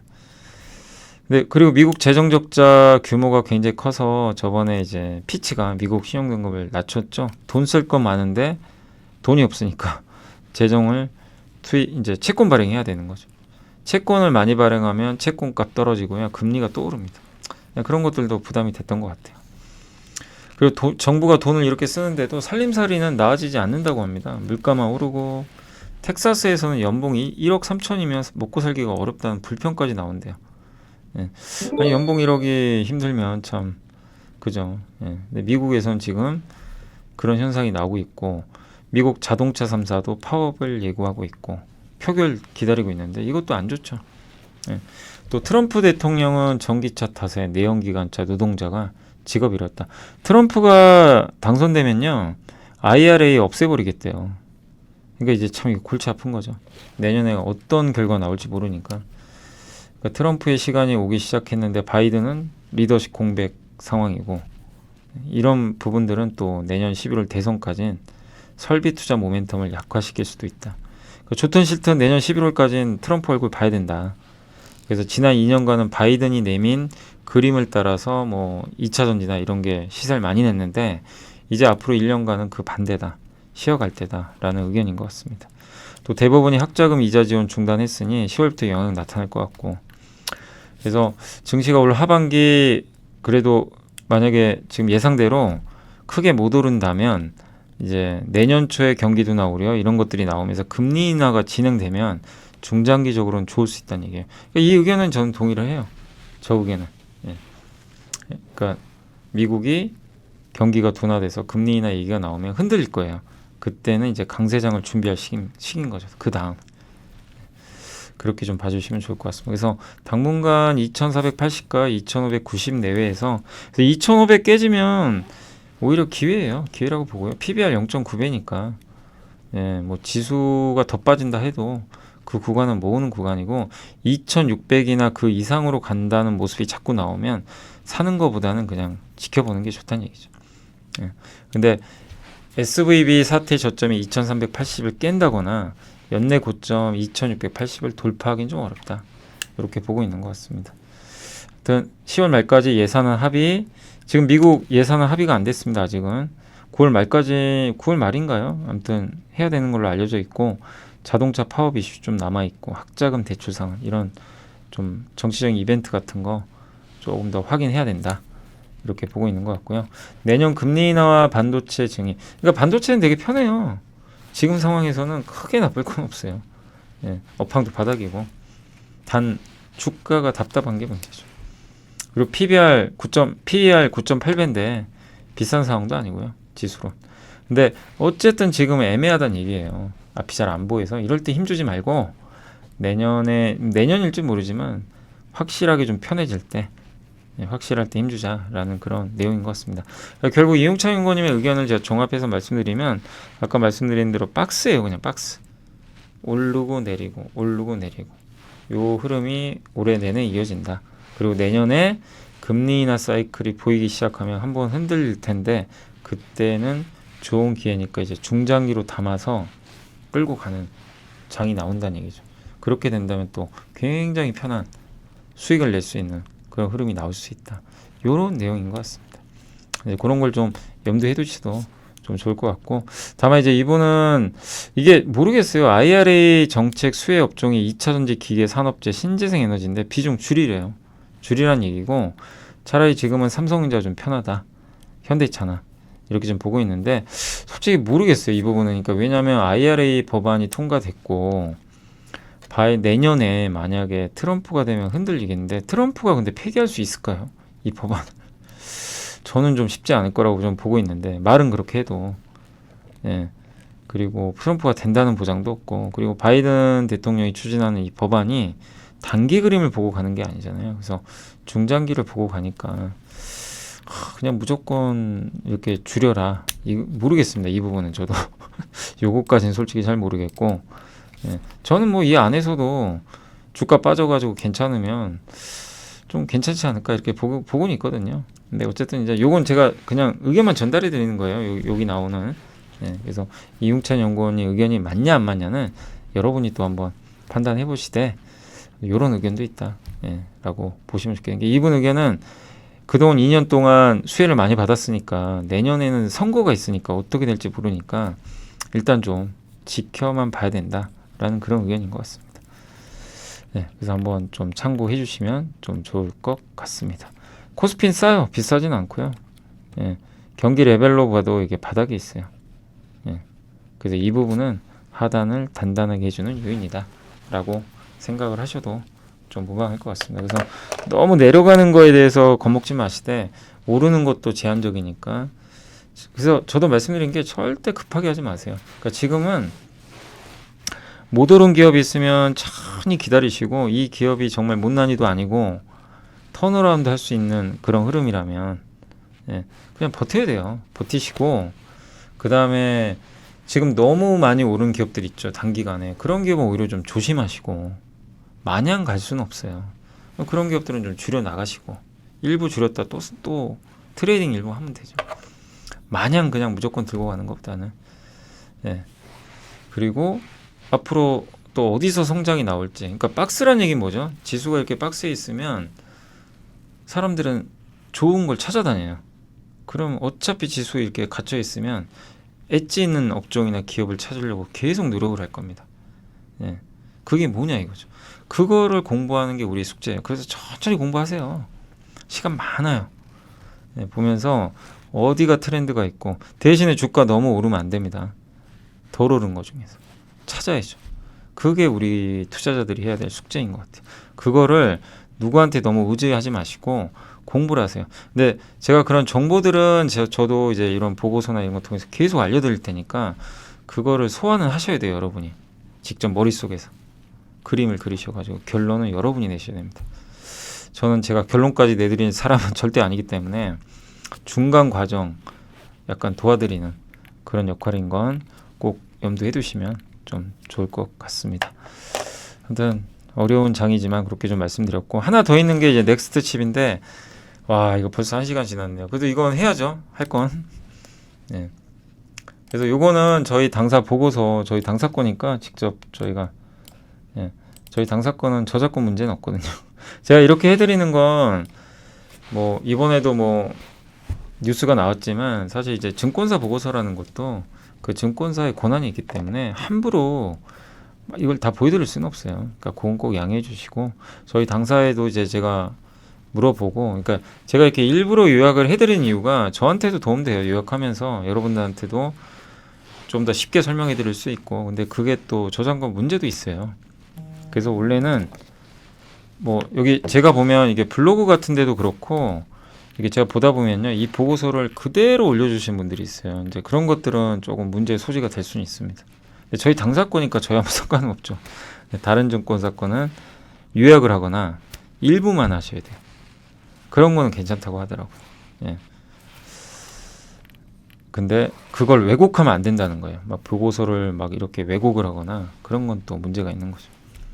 그래서 원작자 의견을 충분히, 예, 그 이러이러한 거를 설명을 드리고, 예, 그 이제 끝에 가서 제 의견도 일부 드리고, 근데 그거를 이렇게 막 짜집기를 해가지고 왜곡시키거나 그건 이제 절대 안 되는 겁니다. 그래서 어떤 이제 옛날에 댓글도 그러더라고요. 아니 그냥 보고서 다 보여주지 뭐하러 그렇게 하냐, 이제 그런 분도 계셨는데 안 됩니다. 그래서 제가 좀 힘들어도 그렇게 하는 거는, 예, 이런 이유 때문이라고 생각하시고, 대신에 저희 당사권 상관이 없기 때문에 바로 보여드리겠습니다. 그래서 저번에도 잉그로드랩도 있었고, 저번 주엔 제요 보여드렸죠. 근데 저희 애널리스트들이 여기 요 보고서 있잖아요, 서치라이트, 이거는 심혈을 기울여서 쓰신 거예요. 그러니까 이 많은 기업 중에 하나를 픽한 거거든요. 그러니까 한번 공부를 해볼 필요는 있습니다. 따로 또 공부해보세요. 넥스트 칩은 한 번만 좀 빠르게 한번 설명해 드릴게요. 오늘 이제 안 그래도 테슬라 자율주행 이슈가 있었는데, 도저. 우리 또 예전에 퓨런티어 공부하면서 많이 배웠어요. 퓨런티어도 우리 공부 많이 해봤고, 넥스트 칩도 한번 이제 자율주행 관련해선 공부해 보시면 좋을 것 같습니다. 저도 공부를 할 겁니다. 근데 이제 레벨 3는 운전의 주도권이 저기 이제 컴퓨터한테 갑니다. 예, 그래서 레벨 3로 사고 책임 소재와 이제 관련이 생기게 되는데, 어쨌든 운전자는 핸들을 잡을 필요가 없어요, 레벨 3는. 그래서 굉장히 이제 고도의 기술이 좀 필요한 거고, 근데 이제 테슬라는 되게 특이한 게 카메라만 가지고 해요. 그죠? 카메라. 총 센서 수가 8개. 대단한 거예요. 다른 건 다 라이다 막 이렇게 붙여서 하는데, 라이다를 왜 안 쓰냐면 비싸서 안 쓰는 거예요. 테슬라가 왜 안 쓰겠어요? 비싸니까. 테슬라의 그 모토는 뭐냐면 무조건 싸게 만드는 거예요. 최신 기술을 싸게. 그걸 할 수 있다면 뭐 국적이고 뭐 가리지도 않습니다. 그냥 하는 거예요. 그러니까 대단한 기업이에요, 사실. 근데 논 테슬라는 라이다하고 레이더를 붙여요. 근데 라이다가 비싸요. 뭐 현대차도 마찬가지로 라이다 씁니다. 예. 어쨌든 자율주행 시범 운행 요게 뭐 거리라고 하는데, 참고하시면 되겠고, 요게 이제 웨이모 크루즈. 근데 이제 24시간 이제 로보택시 운영하거든요. 24시간 동안 이 GM의 크루즈하고 구글의 웨이모 요게 샌프란시스코 있죠. 운영하는데 사고가 좀 많이 나나 봐요. 예. 근데 테슬라의 궁극적인 목적도 뭔지 아세요? 저 지금 자율주행 하고 있는 게 로보택시 만드는 거예요. 로보택시를 만들려고 하고 있고, 거기에 완전 자율주행. 운전자도 없죠. 태워서 목적지까지 보내겠다는 겁니다. 그게 일론 머스크의 목적인 것 같아요, 지금. 로보택시 하려는 게. 예. 그래서 세상을 한번 바꾸려고 하는 것 같고, 카메라만 가지고 하는 거죠. 예. 그러니까 실제 사람이 운전하는 것처럼 하겠다는 거. 그러면 어디죠? 이 로보택시는 어쨌든 가격을 싸게 해야 되겠죠. 예. 그래서 저가 전기차는 아마 제가 봤을 땐 무조건 2만 달러대 차 있죠. 모델 2인가요? 그거 아마 할 것 같아요. 왜냐하면 택시용으로도 할 가능성이 좀 높다고 봅니다. 예. 미국 같은 경우는 이런 게 활성화되어 있고, 우리나라는 현실적으로 쉽지 않아요. 우리나라에서 아직까지 로보택시 하기는 법 제정도 안 돼 있기 때문에 현실적으로 어렵고 이제 미국이죠, 미국. 그래서 미국 중심으로는 할 것 같은데 그걸 좀 목표로 아마 테슬라가 지금 계속 테스트를 하지 않나 이렇게 좀 보여주고 있습니다. 한마디로 모빌리티를 장악하겠다는 거죠. 예. 모비라이는 이제 인텔의 자회사고 여기도 레이더 기반이고요. 라이다. 예, 그런 내용이고 아무튼 이제 센서 가격이 이렇게 비싸요. 라이다가 카메라가 제일 밑에 있죠. 근데 이렇게 높다는 얘기죠. 크루즈의 레벨 2. 예, 지금 울트라 크루즈. 근데 이제 중요한 거는 우리가 공부해야 될 건 어디냐면 엔비디아랑 테슬라예요. 자율주행에서 공부할 회사는 엔비디아는 테슬라. 이 두 개를 마스터를 하셔야 돼요. 그래야 이게 미래가 보입니다. 그래서 일단 첫 번째 이제 테슬라 같은 경우는 예, 머리로 연산을 해가지고 직접 운전을 합니다. 그래서 세 가지 도조라는 슈퍼컴퓨터가 머리 역할을 합니다. 얘가 이제 중간에서 딥러닝을 계속해요. 비디오 보면서 끝도 없이 봐요. 지금도 봐요. 지금. 그러니까 하루에도 그냥 뭐 이 슈퍼컴퓨터라는 게 쉬는 시간이 어디 있어요. 전력만 있으면 그냥 계속 봅니다. 우리 인간은 못 보죠. 근데 얘는 볼 수 있잖아요. 그래서 여기에 원래 엔비디아 H100 GPU가 들어가요. 여기도 들어가는 거예요. 생성형 AI만 들어. 그러니까 우리나라 HBM이 좋을 수밖에 없고 요즘에 한미반도체에 곽동신 대표님이 어제도 엄청나게 샀죠. 자기 주식을. 저분은 저걸 왜 저거 비싼 가격에 자꾸 살까? 자기 회사인데. 예. 그러니까 이게 물론 이제 자기 회사에 대한 애사심도 있겠지만 뭔가 확신을 하고 있는 거 아닌가. 근데 저는 이제 그런 생각도 들어요. 저 엔비디아 저 GPU가 있어야 AI가 가능하거든요. 예. HBM이 들어가니까. 예. 짝꿍으로. 근데 실제 테슬라도 도조 컴퓨터 학습할 때 이걸 써요. 저거 구축하는데 1조 원이 들었대요. 근데 테슬라는 여기서 끝나지 않습니다. H100은 AI 합숙용에도 좋지만 이 자율주행용에는 좀 최적화되진 건 아니래요.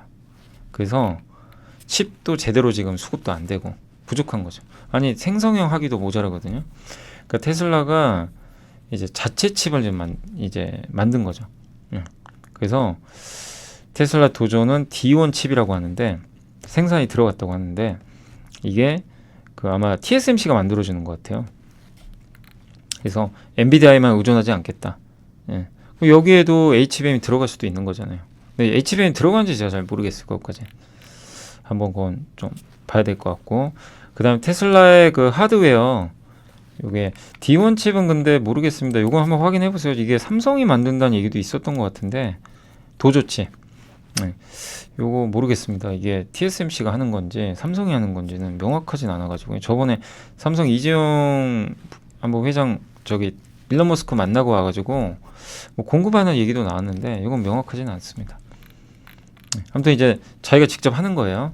그다음 두 번째가 세 가지가 필요한데 첫 번째가 도조 슈퍼컴퓨터가 중앙에 있고 그 다음에 차 안에 하드웨어가 달려야 돼요. 하드웨어가 요겁니다. 요 기판. 여기에 최첨단 슈퍼컴퓨터 같은 그 사양에 이게 들어가 있는 거예요. 요걸 통해서 제어를 해요. 차를.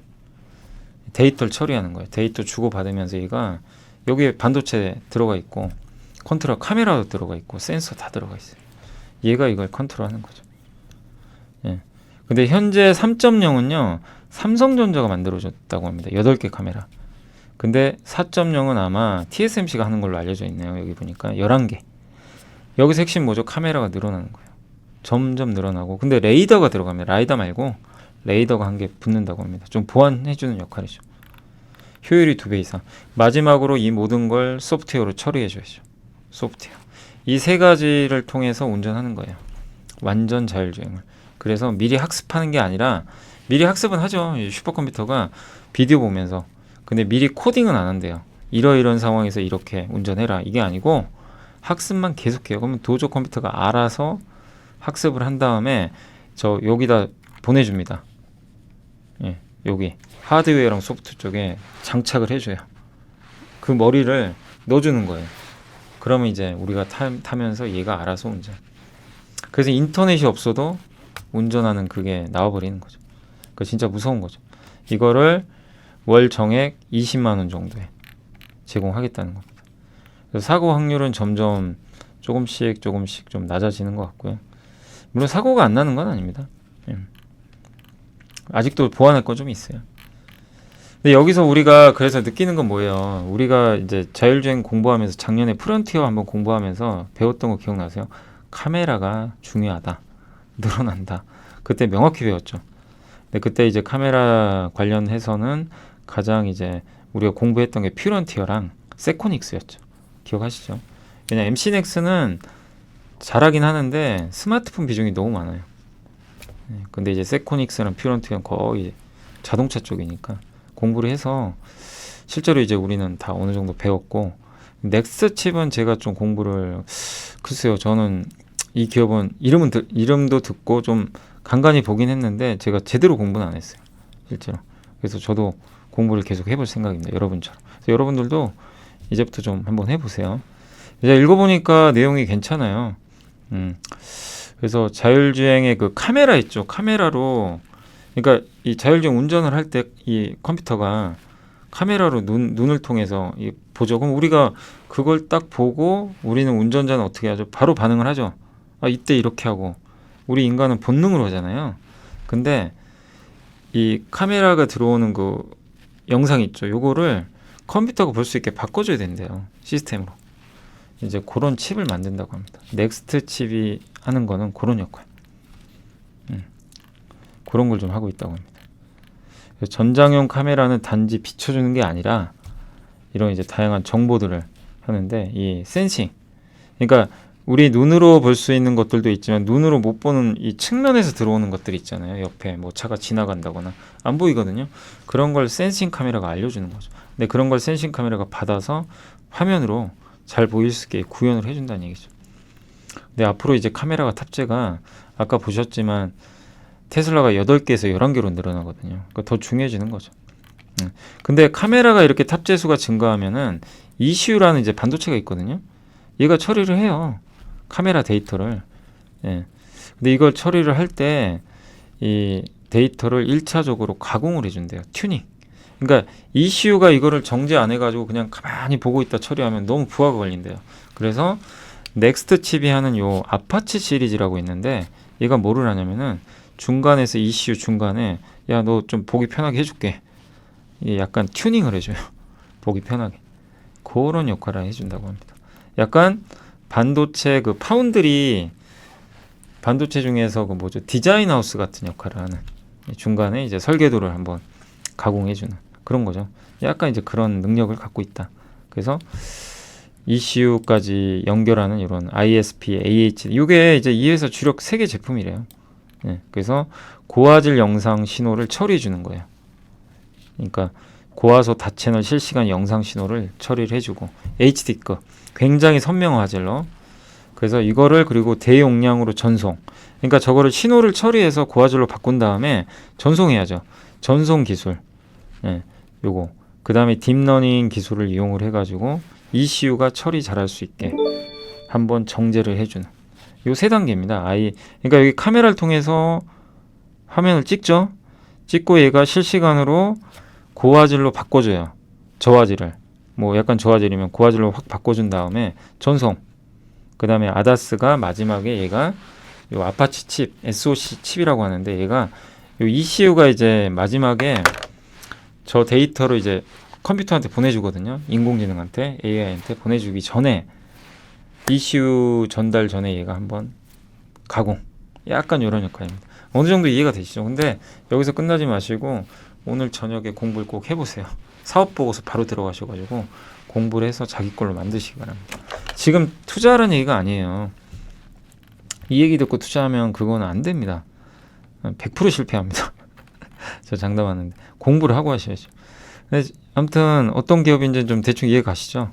이렇게 해서 공부를 근데 이걸 읽어보면 이제 필요하잖아요. 이런 것들이 카메라가 중요해지니까 아, 이 회사 좀 필요하겠구나. 네, 그런 내용이에요. 그래서 ISP, AHD, 그리고 이게 제일 중요한 게 아다스 SoC 아파치래요. 이게 단가가 높다고 합니다. 이런 부분들 보시고, 근데 다만 이제 주의하실 건 적자예요. 적자. 그죠? 숫자가 안 나와요. 지금 보면 영업이익 적자. 이건 무턱대고 투자하면 안 된다는 얘기입니다. 근데 그동안 이제 연구개발이 좀 많아서 그러겠지만 연구개발이 좀 줄어들고 이러면 또 이제 감가상각비라든가 이런 게 좀 줄어들겠죠. 근데 아직까지는 좀 적자 상황인 것 같아요. 2분기도 적자. 그죠? 예. 그리고 ISP 비중이 절대적으로 많아요. 그럼 이제 이런 고단가 제품이 이제 늘어난다면 실적은 좋아지겠죠. 그래서 제가 이제 팹리스 반도체 볼 때 제가 이제 가장 우선순위로 봤던 거는 저는 그때 우리 실적 봤죠? 기억나시죠? 2분기 텔레칩스였어요. 개인적으로. 실적을 딱 2분기 딱 봤더니 텔레칩스가 확 눈에 들어오더라고요. 그래서 한번 소개해드렸죠. 이 회사는 실제 숫자가 되게 좋아요. 좋았어요. 그래서 이제 눈에 빡 들어오더라고요. 그래서 한번 이제 분석을 해드렸고, 다만 이제 넥스트 칩은 숫자보다는 지금 현재는 이런 이제 경쟁력 앞으로 필요하고, 그래서 실적은 좀 적자지만 물론 적자라고 주가 안 가는 건 아닙니다. 루닉 같은 거 보세요. 적자인데 얼마나 많이 갔습니까? 근데 분명한 거 언젠간 돈 벌어야죠. 예, 그래서 그런 매 분기 나오는 실적 그리고 ISP에서 계속해서 이렇게 그 고단가 제품으로 매출이 늘어나는지 이것도 보시면 좋겠습니다. 주요 제품 여기 설명 나왔습니다. ISP는 카메라가 수신하는 영상의 화질 개선 역할을 한다. 예, 모든 카메라에는 ISP가 다 필요하대요. 그래서 아까 제가 읽어봤는데 우리나라 그 대부분 차에 다 들어가 있대요. 이걸 ISP가. 예, 우리나라 차에 요새 카메라 없는 차 없잖아요. 거의 다 들어가는데 근데 가격이 싸요. 개당 4,000원? 한 5,000원. 가격이 좀 싼 편이고 경쟁사도 일부 있고 요게 이제 단가라고 합니다. 근데 물론 옛날보다는 좀 단가가 올라갔죠. 그리고 HD는 중대형 상용차를 좀 타겟으로 한다고 합니다. 이게 이제 고해상도 아날로그 영상을 이제 빠르게 전송하는 기술이죠. 요게 있고 그 마지막이 요게 저는 개인적으로 가장 중요하지 않나. 예, ADAS 차량의 이제 운전자의 보조 역할을 해주는 첨단 제어 시스템인데 요게 내년에 이제 유럽에서는 요거 의무적으로 다 이걸 탑재하라는 게 아니라 ADAS 기능이 탑재된 차만 내년에 판매가 가능해요. 내년 7월부터가 유럽에서 법이 그렇게 돼 있죠. 그래서 저런 이제 기능 수능을 위해서 모빌아이 뭐 이런 데서 제조하는 ECU를 보조하기 위한 칩이다. 아까 한번 설명드렸고 요게 이제 연결되는 거죠. 이렇게 ISP부터. 예. 그래서 넥스트 칩의 아파치 시리즈래요. 이렇게 된 게. 이렇게 구성이 되어 있다고 합니다. 자율주차까지도 지원을 한다고 합니다. 보행자 인식, 차량 인식 이게 다 카메라로 인식하는 거예요. 이렇게 인식을 해가지고 눈으로 보고 카메라가 인식해가지고 이제 데이터 처리해 줄 때 그 가공 역할을 해준다 라고 보시면 좋을 것 같습니다. 이렇게 순서대로 이렇게 간다. 이해되시죠? 그렇게 해서 한번 근데 제가 왜 이렇게 이 시간이 이렇게 오래 걸리는데도 이걸 설명드렸냐면 꼭 이 서치라이트 보고서 때문은 아니고 저는 이제 개인적으로 앞으로 그러니까 큰 메가 트렌드는 자율주행 쪽으로도 보고 있거든요. 자율주행만 있는 건 아니고요. 메가 트렌드 산업이 몇 개 있을 거예요. 근데 그 중에 하나가 자율주행으로 저는 보고 있어요. 그래서 저는 반드시 여기서 공부를 해야 된다. 계속 공부를 하셔야 돼요. 자율주행에 뭐가 있고 저도 공부해서 계속 알려드릴 생각이고 왜냐 내년이나 내후년이거든요. 늦어도 내후년이에요. 시장은 열릴 확률이 높기 때문에 왜? 테슬라가 하니까. 테슬라가 하면 시장이 열립니다. 애플이 하면 됐던 것처럼. 그래서 조금 긴 시간 걸렸지만 뭐 이것만 가지고는 공부했다고 볼 수가 없어요. 그래서 한번 여러분들이 넥스트칩 꼭 한번 따로 공부를 하셔서 자기 걸로 한번 만들어 보시면 어떨까 이렇게 말씀드리겠습니다. 자, 오늘 이제 좀 긴 시간이 지났고 자 이제 보고서나 이런 건 다 끝났고요. 시장도 끝났고 잠깐만 그 전자공시 잠깐만 볼게요. 어제 전자공시 중에서는 어제죠. 어제가 9월 11일이죠. 잘못했네요. 현대일렉트릭이 그 고압 차단기 변압기 공급 계약 맺었고 이게 네옴시티 쪽인 것 같더라고요. 사우디. 그 AP 위성이 이제 위성통신 단말기입니다. 통신 단말기 공급 계약을 맺었고 요거의 효성 첨단 소재가 전주 공장하고요. 여기 나와 있죠. 그다음 베트남 공장 요거 증설 요거 발표를 했습니다. 그래서 그 내용 이제 아까 잠깐 설명을 드린 거고요. 그 다음에 이제 내부자 매수는 어제 한미반도체 곽동신 대표이사님이 어제 무려 20억 아니요. 20억 아닙니다.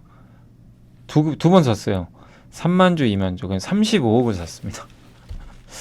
와, 정말 저 높은 가격에서 저렇게 산다는 게 정말 대단한 것 같은데요. 아무튼 35억을 샀습니다. 애경산업도 요즘에 내부자 좀 사더라고요. 그래서 어제도 4,500만 원 정도. 우리금융지주도 고배당주로 괜찮고 요즘에 이제 내부자도 꾸준하게 매수가 들어오는 것 같습니다. 여기까지 한번 설명을 해드리고요.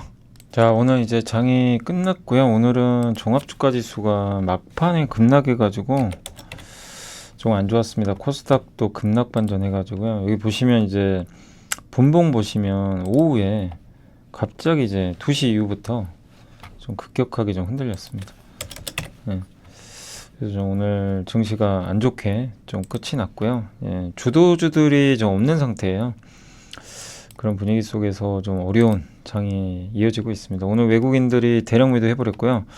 주로 판 거는 이제 시장을 이끄는 뭐 전기전자, 철강, 뭐 기계화, 그러니까 반도체 이차전 이제 팔아버린 거죠. 그런 것들이 좀 부담이 됐고 오늘 네이버를 샀어요. 네이버가 급등했거든요. 오랜만에. 그래서 900억 정도 좀 오늘 서비스 업종은 확실히 생성형 AI 쪽에 뭐 사실 네이버가 이게 기대감은 있는데 주가가 너무 안 갔죠. 그래서 오늘은 모처럼 반등을 해줬던 것 같습니다. 반면 다른 업종들은 무차별적으로 좀 팔아버렸고 코스닥 역시 마찬가지입니다. 외국인들의 대량 매도가 쏟아지면서 오늘 2차전지 중심으로는 상당히 안 좋았습니다. 그래서 증시가 좀 많이 흔들렸고 오늘 섹터 쪽으로는 일단 이제 글쎄요 자전거 업종은 뭐죠? 여기 석유 업종이 들어가 있어서 아마 이제 국제유가, LPG 요건 이제 약간 테마성으로 좀 봐야 될 것 같고요. 그죠? 오늘 국제유가 관련주들이죠. 그 외에는 이제 인터넷 대표주에선 네이버 확실히 AI 기대감 있고 저도 개인적으로는 이 네이버의 하이퍼클로버 X가 좀 잘 됐으면 하는 좀 바람은 있습니다. 우리나라도 이런 경쟁력 있는 AI 기술이 있으면 얼마나 좋아요. 그죠? 미국만 있는 게 아니라 그러니까 모두가 부러워하잖아요. 뭐 구글이나 마이크로소프트나 이런 AI 기술들은 근데 한국에도 있어요. 한국형 기업이. 그래서 네이버가 좀 성공을 꼭 했으면 좋겠고 그다음에 이제 영화주들은 오늘 좀 좋았네요. 뉴 CJENM, CJCGV 그리고 오늘 리모델링 쪽도 좀 강했네요. 동아기업 근데 2차전지로 봐야 되고 현대리바트, LX아웃시스 오늘 건자재 좋았습니다. 한샘도 좋았고요. 이제 공급 대책 기대감이 좀 있는 것 같고요. 어제부터 이제 줄기세포 관련주들이 좀 분위기가 좋은 것 같습니다. 카메라 모듈 쪽도 오늘 퓨런티어 결국 상한가로 마무리했네요.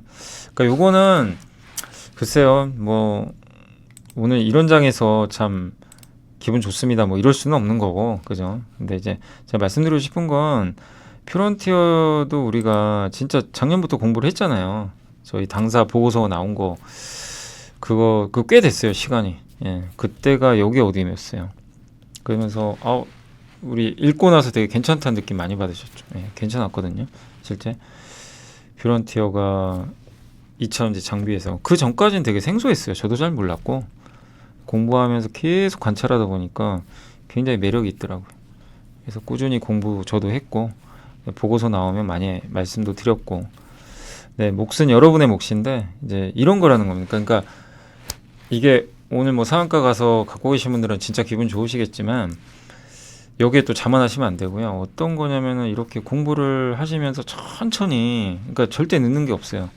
천천히 공부하면서 알아가는 거예요. 네. 근데 분명히 숫자도 있어야 되고 그 다음에 트렌드에 맞아야 돼요. 이게 지금 자율주행 트렌드에 딱 맞아버렸잖아요. 네. 그러면서 경쟁 진입장벽이 높아야 돼요. 공부해보니까 되게 진입장벽이 높죠. 카메라 장비 회사가 별로 없어요. 만드는 데는 많은데 그것도 되게 좀 독특했고 테슬라 사이버 트럭도 우리 알고 있었죠. 그래서 저번에 사이버 트럭 나온다고 하니까 한번 빡 올랐다가 확 빠져버렸는데 예. 근데 결국에 이제 그런 것들이 시간이 지나면서 성과가 나니까 이렇게 그때 그러니까 뭐가 거창한 게 아니잖아요. 나는 이거 무조건 세배 갑니다. 이게 아니잖아요. 그죠? 예. 주식 투자는 어쨌든 이렇게 계속 검증하면서 공부하면서 업데이트하면서 그렇게 해서 낸 수익하고 예, 그냥 운 좋아서 얻어 걸린 거하고는 엄청난 차이가 있습니다. 예, 반드시 전자가 되셔야 돼요. 여러분 스스로. 그거를 계속 하시면 됩니다. 그 좌절하지 마시란 얘기예요. 다 할 수 있어요.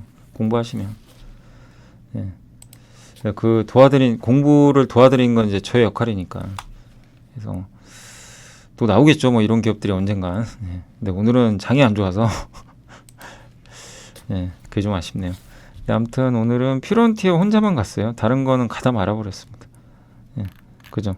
다른 건 좀 오히려 특히 스마트폰 쪽 비중이 높은 기업들은 오히려 카메라인데 좀 안 좋았고, 그 다음에 낸드 쪽이 오늘 웬일입니까? 3D 낸드. 예, 오늘 장 안 좋았는데 테스가 급등했고요.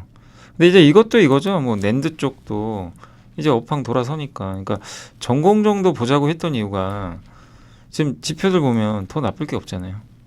예, 후공정만 가냐? 이건 아니라는 거죠. 그래서 오늘 낸드가 오랜만에 좋았고, 엔터도 오늘 좀 그래도 버텼고요. 자동차도 오늘 괜찮았어요. 대부분 다 조금이지만 반등했으면 지수는 급락했지만. 그리고 오늘은 뭐 누가 뭐래도 자율주행이죠. 뭐 테슬라, 도조 컴퓨터 그 가치 상승. 그래서 오늘 이쪽 관련주들이 다 일제히 급등을 좀 했습니다. 전기차 쪽은 일부 기업들이 좀 강해서 아마 그랬던 것 같고요. 게임주도 요즘에 넷마블이 좋아요. 그래서 오늘 15%. 넷마블이 매출 순위 딱 올라가니까, 그러니까 이제 게임주도 똑같아요. 매출 보여달라 순위. 그럼 주가 간다. 이걸 명확하게 보여줍니다.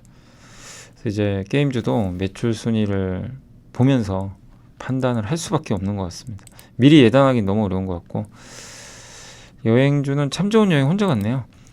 자동차 부품주는 오늘 전체 종목들은 혼조세였던 것 같습니다. 뭐 오른 것도 있고 빠진 것도 있고. 예. 자, 그리고 이제 대부분 좀 부진했고요. 많이 올랐던 로봇주 너무 많이 올랐어요, 사실. 예, 그래서 오늘은 좀 빠졌고, 뭐 빠져도 할 말은 없습니다. 뭐 많이 이게 특히 여기 레인보우도 보시면 어마어마하게 올랐죠. 예. 그러니까 주의하셔야 됩니다. 변동성에. AI 챗봇도 마찬가지고, 임플란트 쪽은 오늘 조금 안 좋았네요. 레이가 좀 많이 빠졌고, 레이는 왜 빠진 건가요? 근데 이슈는 없었던 것 같은데, 일단 레이는 좀 안 좋았고, 요새 근데 이게 사실 이쪽이 진짜 잘 나갔잖아요. 덴탈 쪽이. 근데 또 기회가 오는 거는 같거든요. 근데 오늘 어쨌든 분위기는 안 좋습니다. 한번 좀 살펴볼게요. 이게 덴탈 쪽도 계속 좀 무너지고 있거든요. 그러니까 피부 미용 의료기기랑 덴탈이 둘 다 갔는데, 피부 미용은 살아있는데 덴탈은 무너지고 있어요. 근데 요거는 저도 한번 또 어떤 이유가 있는지 한번 체크해 보겠습니다. 그러니까 지금 급하게 보진 마시고 조금 더 지켜만 보시면 좋겠고, 이제 내용들은 나오겠죠. 그리고 히토류 좀 빠졌고요. 또 오늘 건설기계 여기도 오늘은 조금 부진했습니다. 현대건설기가 많이 빠졌어요. 철강주는 아무래도 오늘 포스코가 급락해서 그런 거고, 면세점도 오늘 요즘에 좋았는데 오늘은 빠졌어요. 역시 많이 오른 게 부담이었고, 리튬 관련주 역시 마찬가지입니다. 에코프로 금양이 이제 그동안 엄청나게 좀 오른 상황에서 모멘텀 부재로 이제 최근에 급락하는 게 뭐 악재도 있겠죠. 뭐 여러 가지 중국 이슈도 있겠지만, 일단 가격 부담 때문이 좀 큰 게 아닌가 이렇게 좀 보여지고요. 2차 전지가 그러니 좋을 리가 없죠. 대장주들이 이렇게 무너지니 2차 전지 장비까지 같이 다 빠져버리는 그런 좀 안 좋은 흐름이 나오고 있고, 원자력 발전주들도 이제 아까 하이난 연구원님이 보고서는 써주셨지만 뭐 당장 뭔가 큰 건 없다 보니까 또 오늘 조금 빠지는 모습이 나왔던 것 같습니다.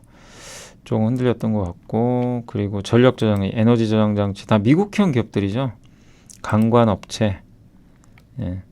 건설주들도 오늘은 좀 부진했던 것 같습니다. 조금 부진했고, 종합상사도 오늘은 부진했고요. 예. 조선주도 부진했습니다. 그러니까 대부분 부진했어요. 조선, 태양광, 뭐 2차 전지, 예. 이쪽 대부분 좀 부진했고요. 골프 관련주, 방산. 예. 그래서 오늘 전체적인 분위기는 일단은 반도체 전공정 괜찮았어요. 전공정 괜찮았고, 네이버 괜찮았고, 그리고 그 석유 관련주 요쪽, 그 다음에 자율주행 일부 관련주 여기만 좋았습니다. 자율주행에서 대장주가 거기잖아요. 그 현대오토에버 거긴데 거기는 오늘 아까 보니까 급락했습니다. 네. 근데 너무 많이 올랐어요. 혼자. 그래서 제가 이 말씀을 왜 드리냐면 제발 오르는 거 쫓아가지 마시라는 얘기입니다. 제가 당부드리고 싶어요. 늦었으면 하시면 안 됩니다. 운 나쁘면 정말 고점에 사면요 크게 손실 봐요. 물론 계속 갈 수도 있어요. 근데 항상 너무 오를 땐 제발 좀 기다리자. 다시 한번 좀 당부드리고 싶습니다. 자, 그리고 이제 오늘 시가총액 상위 기업들은 일단 뭐 빨리 끝내야 되겠습니다. 지금 벌써 제가 방송한 지 1시간 반이 오늘 이제 보고서도 많고 그래가지고 좀 죄송합니다. 자, 오늘은 2차 전지가 다 급락한 가운데 삼성전자 좀 부진했고요. 자동차가 좀 버텨준 정도. 삼성 SDS는 오늘 그 생성형 AI 리얼 서밋을 했는데 뭐 이슈만 끝나면 급락해요. 이렇게 재료에 팔아라.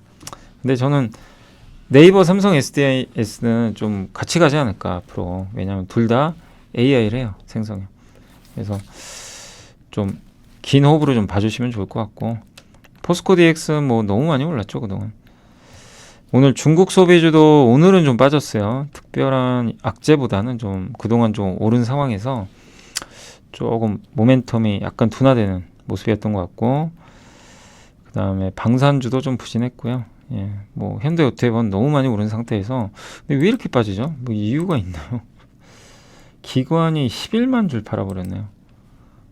정말 어마어마하게 팔았습니다. 반면에 넷마블 급등했고 못 올라갔던 레인보우. 그러니까 이제 오늘 여기까지 좀 보면서 말씀드리고 싶은 거는 시장이요 너무 빨라요. 주도주가 없고요. 그냥 하루는 뭐 자율주행 갔다 로봇 갔다 막 이게 왔다 갔다 하니까, 그래서 정말 분위기 잘못하면 휩쓸리게 되니까 자기 차례 지키시고, 절대 옮겨 다니지 마시고, 가장 편안한 건 지금 안 좋은데 앞으로 터닝하는 것들 있죠. 저점에서 편안한 거. 그런 이제 대표적인 게 반도체 전공정 같은 거잖아요. 그런 게 또 있겠죠. 찾아보면. 그런 쪽 위주로 당분간은 보시는 게 편해요. 리스크가 제한적이니까. 너무 오른 거 조심하시고, 그리고 트렌드가 앞으로 뭐가 좋을까? 그 역시 AI나 뭐 이런 쪽인데, 이런 쪽에서 안 간 게 뭐지? 이런 거 이제 계속 또 찾아보시고, 조선 쪽도 괜찮죠. 큰 사이클이 나중에 올 텐데 거기서 또 앞으로 좋아질 게 뭔가, 그럼 조정 나오면 그런 것들 또 보시고, 계속해서 지수는 너무 신경 쓰지 마시고요. 어떤 걸 공부해 볼까? 아까 넥스트 칩 같은 게 또 있을까? 공부해 보는 거죠. 그런데 시간을 많이 쓰셨으면 좀 쓰시면 좋지 않을까? 이렇게 말씀드리겠습니다. 자, 오늘 또 본의 아니게 제가 너무 또 말도 많았고 1시간 반 동안 너무 혼자 막 떠든 것 같습니다. 정말 죄송하고, 내일은 제가 사실 아침에 저기 국회 쪽에 국회 이제 강의가 하나 있어요. 그래서 국회 안으로 들어갑니다. 그래서 그거 좀 양해해 주시고, 다음에 또 제가 그 다음 주 수요일 날 제가 또 그 라이브 있으니까, 그러니까 내일은 좀 강의 못 해드린, 그 라이브 못 해드린 건 좀 죄송하고, 내일은 이제 저녁에 찾아뵙도록 하겠습니다. 자, 오늘 너무 고생하셨고요. 또 내일 뵙겠습니다. 오늘 좀 어려운 장 너무 고생하셨습니다. 감사합니다. 안녕하세요. 이베스트 투자증권의 염승환 이사입니다. 계좌를 신규 개설한 고객님께 요약집 주식 상품권 10달러를 드리는 이벤트를 진행합니다. 영상 하단 더 보기란을 통해 많은 참여 바랍니다.